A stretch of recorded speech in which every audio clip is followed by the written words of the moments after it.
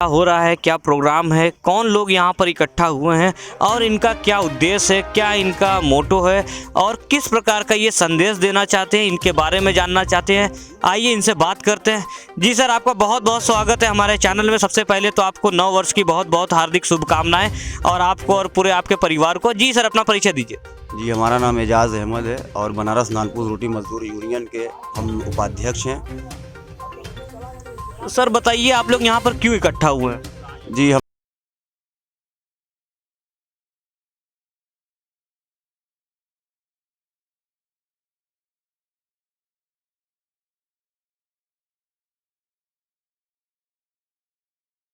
8-10 साल से हम लोग जो रेट है रोटी के वो 5 रुपये का है। आज भी वही अभी तो कुछ लोगों ने बताया है कि आपका जो रोटी का रेट है लगभग 15 साल से ये चलता आ रहा है, आप बोल रहे हैं 8-10 साल से, तो इसका क्या राज है?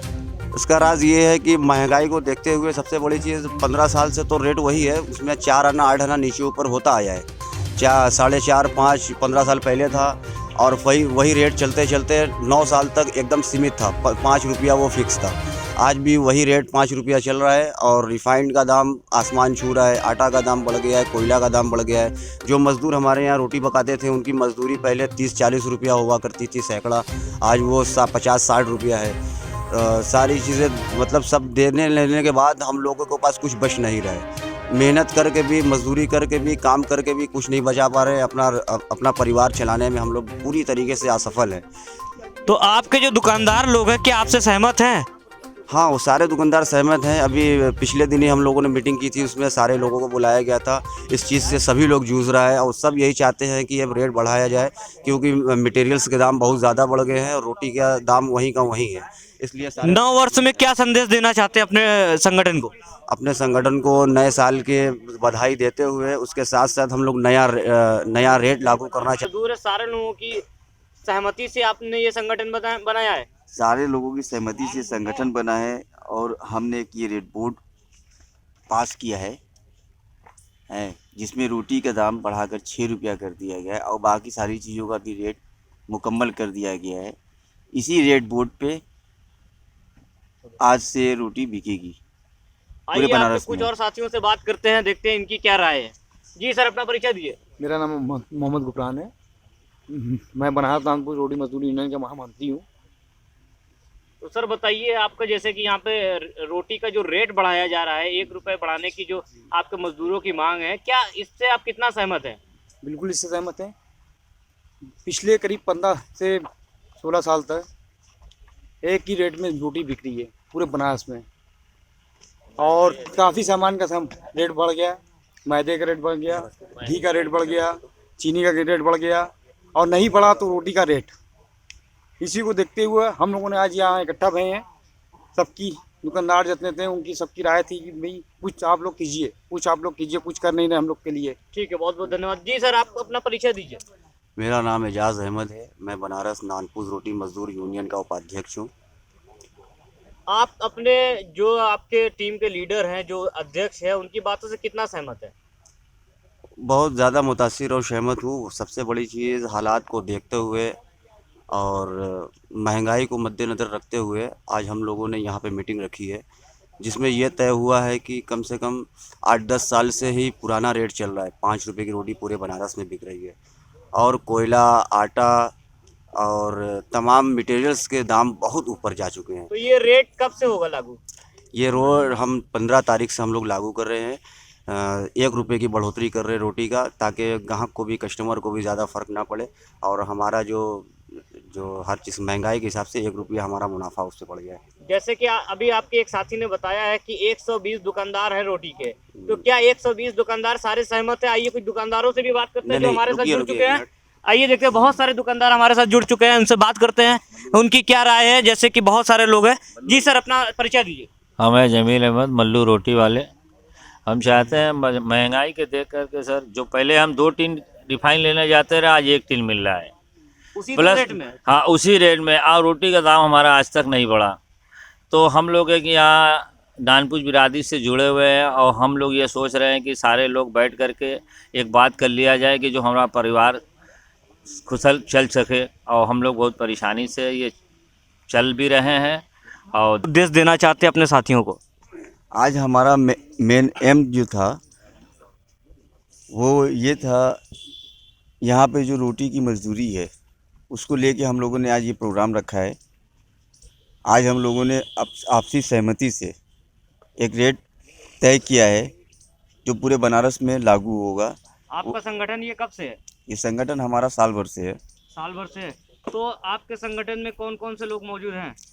हमारे संगठन में बनारस से रोटी के कारोबार से जुड़े जितने भी लोग हैं, जो मजदूरी करते हैं, जो दुकान से रोटी बनाकर बेचते हैं, वो सभी लोग इस संगठन में शामिल हैं। तो आप क्या चाहते हैं कि मतलब सरकार के द्वारा कुछ चाहते हैं या फिर जनता के द्वारा आप कुछ चाहते हैं? क्या है आपका ये मोटो? आज का हमारा जो उद्देश्य था वो ये है कि आज से बनारस में जो रोटी बिकती है दुकान पे वो 6 रुपये की एक पीस बिकेगी। तो आप लोगों ने एक निश्चित रेट कर दिया है। जी, तो मतलब कि आज से पूरे बनारस में 6 रुपए की जो रोटी पहले 5 रुपए की पहले थी, 5 रुपये की आज थी। वो 6 रुपए की आज से बिकेगी। जी, तो जैसा कि हमको ये पता चला है कि आपके जो नानपुर जो बिरादरी है ये बनारस ही नहीं पूरे यूपी में पूरे देश में मौजूद है। तो जी। क्या आप उनके लिए क्या निर्देश देना चाहते हैं? क्या संदेश देंगे इस 9 वर्ष पे आप? 9 वर्ष पे सबसे पहले तो मैं सबको शुभकामना दूंगा हाँ। कि 9 वर्ष सबका मंगलमय हो। दूसरे मैं उन सबसे गुजारिश करूंगा कि वो सर अपना परिचय दीजिए। आपको भी बहुत बहुत मंगलमय हो, संपूर्ण देश के तमाम लोगों को मंगलमय हो। मैं अमान अख्तर, प्रदेश अध्यक्ष पसमानदा अधिकार मंच। सर जैसा कि पता है कि आपने इन मजदूरों को बहुत ही सपोर्ट किया है, बहुत ही सहयोग किया है, जैसा कि मुझे मालूम चला है। तो सर बताइए आने वाले वर्ष में, जैसे कि ये 9 वर्ष है, इसमें आप क्या इनको संदेश देना चाहते हैं? किस तरह से इनको कार्य कराना चाहते हैं? देखिए, आज़ादी के बाद से ही धीरे धीरे आप देखिएगा तो तमाम जो पसमानदा बिरादरी के ट्रेडिशनल उद्योग धंधे थे, जो भी इनके पारंपरिक उद्योग धंधे थे, हर बिरादरी को या तो ख़त्म हो चुके हैं या तो ख़ात्मे के कगार पर है। वजह ये है कि जितनी भी सरकारें बनी हैं उन्होंने सिर्फ पसमानदा बिरादरी को वोट बैंक की तरह इस्तेमाल किया है, लेकिन उनके सवालों पर हमेशा मौन धारण किए रहे। बनारस नानपुंज रोटी मजदूर यूनियन मजबूती के साथ खड़ा है अपने सोसाइटी को लेकर, अपनी कम्युनिटी को लेकर, और लगातार मुसलसल मेहनत कर रहा है। ये लोग अप्रिशिएट मैं करता हूँ, इन लोगों को मैं बधाई देता हूँ कि जिस तरह नौजवानों की टीम बढ़ करके आगे आई है बनारस नानपुंज मजदूर रोटी यूनियन में। इंशाल्लाह मैं बहुत ज़्यादा मुतमईन हूँ कि आने वाले वक्तों में इस कम्युनिटी के जो मुश्किलात है, जो रोज़मर्रा की मुश्किलात है, उससे भी ये लोग निकलेंगे, उभरेंगे, और पसमानदा अधिकार मंच इनके शाना बशाना मजबूती के साथ खड़ा है। पसमानदा ये जो संगठन है, इसमें कितने प्रकार के संगठन मौजूद हैं?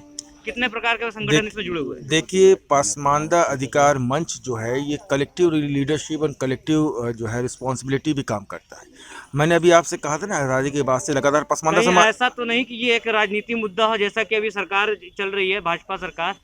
क्या इस तरह का किसी का कोई हो बात, जैसे कि कोई आपका संदेश हो सरकार के लिए, या जैसे अभी चुनाव आने वाला है तो आपने सारे लोगों को इकट्ठा कर लिया है, ऐसा तो नहीं किसी पॉलिटिकल पार्टी की वजह से आपने ये काम कार्य किया है? तो मुझे थोड़ा सा मौका देंगे सर इसके बाद आप? मैंने पहले ही कहा कि कलेक्टिव लीडरशिप, कलेक्टिव रिस्पॉन्सिबिलिटी का मतलब क्या होता है।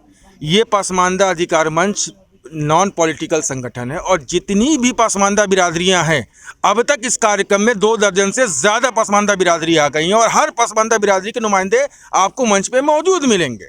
तो अगर ये कोई व्यक्ति विशेष का कार्यक्रम नहीं, ये एक आंदोलन, ये तहरीक है, और तहरीक किसी के मोहताज नहीं होती, ना किसी की जो है बपौती होती है। ये अपने सवालों को लेकर के खड़ा होने वाला समाज है। लगातार जिस तरह की उपेक्षा झेल रहा है, जिस तरह का असंवेदनशीलता इनके सवालों पर दिखाई जा रही है, इसको लेकर के तमाम पसमानदा बिरादरी खड़ी हुई है। और इसमें हाशमी से लेकर, राइन से लेकर, फारूकी से लेकर, अंसारी से लेकर, कुरैशी से लेकर, नानपुन से लेकर हर समाज आपको कल के कार्यक्रम में दिखेगा जो पसमानदा अधिकार सम्मेलन हो रहा है। और सबसे बड़ी बात है कि देश और प्रदेश के तमाम कोने कोने से लेकर, कुरैशी से लेकर, नानपुन से लेकर हर समाज आपको कल के कार्यक्रम में दिखेगा जो पसमानदा अधिकार सम्मेलन हो रहा है। और सबसे बड़ी बात है कि देश और प्रदेश के तमाम कोने कोने से 24 से ज़्यादा पसमानदा बिरादरियां इस टाइम आ चुकी हैं। हम लोग संयुक्त मोर्चा बना करके कर रहे हैं। क्यों? क्यों इसकी वजह है पसमानदा बिरादरियाँ आई हैं? क्योंकि सार एक ही लाठी है जो सबके ऊपर चल रही है, चाहे बुनकरों के ऊपर चल रही है, चाहे कुरैशी के ऊपर चल रही है, चाहे नानमुंज के ऊपर चल रही है। जब लड़ाई जब एक लाठी एक जगह से है, हमला एक जगह से हो रहा है, तो लड़ाई हम लोग अलग अलग पॉकेट में क्यों लड़े? हम लड़ाई को भी मुत्तहिद करेंगे और मजबूती से इस लड़ाई को इकट्ठा करके और ये तय कर लेंगे कि कतन कतन कतन कतन अब हमारे सवालों पर उपेक्षा हम लोग बर्दाश्त नहीं करेंगे। और पिछले साल, मैं फिर ये कह रहा हूँ, पिछले साल 2021 की शाम भी हम लोग के संघर्षों पे गुजरी है और नया 2022 का जो सवेरा है ये भी संघर्षों के साथ निकलेगा। और हम लोग तब तक संघर्ष करेंगे जब तक अपने आने वाली नस्लों के बेहतर मुस्तकबिल ना हासिल कर लें और सोशल जस्टिस को ना हासिल कर लें। बिल्कुल, बहुत बहुत धन्यवाद। आइए कुछ और साथी जो हमारे साथ जुड़े उनसे भी बात करते हैं।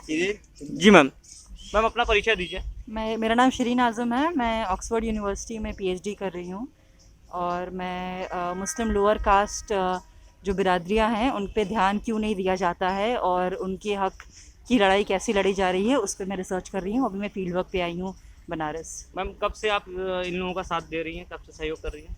मैं अभी फ़िलहाल काम कर रही हूँ इस पर, तो अभी फ़िलहाल कल परसों से ही मैं मिल रही हूँ। तो अभी मैं पता कर रही हूँ कि लोग क्या क्या काम कर रहे हैं और मेरा जो काम है वो रिसर्च का है कि मैं पढ़ रही हूँ कि सरकार की तरफ से किस तरीके की बातें होती हैं मुस्लिम कास्ट के बारे में, क्यों मुस्लिम कास्ट की बातें संसद तक नहीं पहुँचती और जो मुस्लिम इश्यूज़ होते हैं वो सिर्फ कुछ मुद्दों तक क्यों रुक जाते हैं, तो कास्ट की बात आप क्यों नहीं आगे होती क्या है। करना चाहती हैं इन लोगों के लिए? मैं अभी सिर्फ, मैं जैसे मैंने बताया, मैं पीएचडी के लिए हूँ और मैं देख रही हूँ कि कैसे इन लोग का